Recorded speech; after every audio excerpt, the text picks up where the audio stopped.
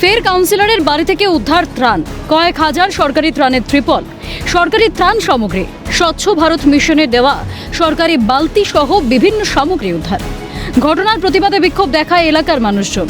অভিযোগের তীরে উত্তর 24 পরগনার বাদুরিয়া পুরসভা 9 নম্বর ওয়ার্ডের কাউন্সিলর ঝুমা সরকার। পাশাপাশি আবাস যোজনার বাড়ি পাইয়ে দেওয়ার নামে টাকা আত্মসাতের অভিযোগ।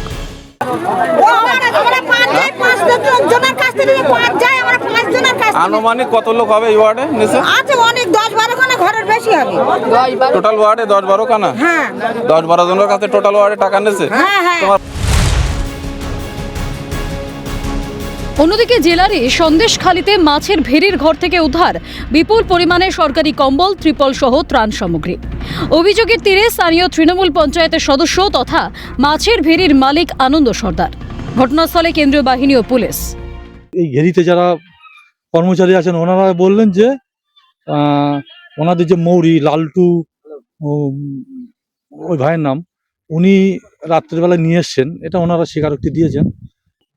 আমরা চাইছি এই চুরি যারা করেছেন, এই অবৈধ কাজ যারা করেছেন, যারা যুক্ত আছে, খুঁজে বার করা হোক এবং আইনতভাবে তাদের শাস্তি দেওয়া হোক। অভিষেক গড় তথা ডায়মন্ড হারবারের নগেন্দ্র বাজার সংলগ্ন একটি হোটেলের পাশের গোডাউন থেকে শত শত সরকারি ত্রিপল, জলের কল ও পাইপ উদ্ধার।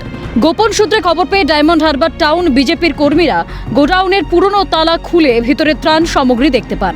খবর দেওয়া হয় পুলিশ প্রশাসনকে। কাঠগড়ায় ডায়মন্ড হারবারের প্রাক্তন যুব তৃণমূল সভাপতি ও পূর্ত কর্মাধ্যক্ষ গৌতম অধিকারী।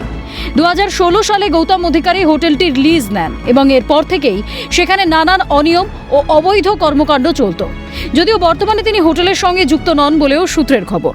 এই হোটেল এমবি হোটেলের লিজ ছিল গৌতম অধিকারী মহাশয়ের, যে এখনো পর্যন্ত বাড়ি ছাড়া টিউবওয়েল, পাইপ সব কিছুই পর্যাপ্ত পরিমাণে আছে, কিন্তু এরা সেগুলো সরবরাহ করেনি, নিজেরা আত্মসাৎ করে রেখেছে।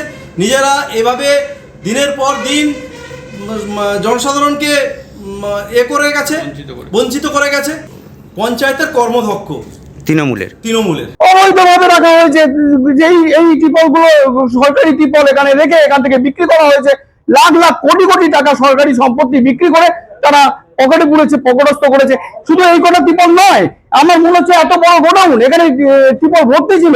আমরা প্রশাসনকে জানিয়েছি দৃষ্টান্তমূলক শাস্তি তাদেরকে দিতে হবে। যারা এই সমস্ত ঘটনাগুলো ঘটিয়েছে, গৌতম অধিকারী তাকে ইমিডিয়েট, তাকে জনসমক্ষে তাকে বলতে হবে কেন তিনি এই সমস্ত করে রেখেছেন। জেলার বিভিন্ন প্রান্ত থেকে সরকারি ত্রাণ উদ্ধার কাঠগড়ায় তৃণমূল। কোথা থেকে এলো এত ত্রাণ? সাধারণ মানুষকে ত্রাণ থেকে বঞ্চনা? কে বা কারা জড়িত এই দুর্নীতির পিছনে? বড় কোনো মাথার যোগ নিয়ে উঠছে প্রশ্ন।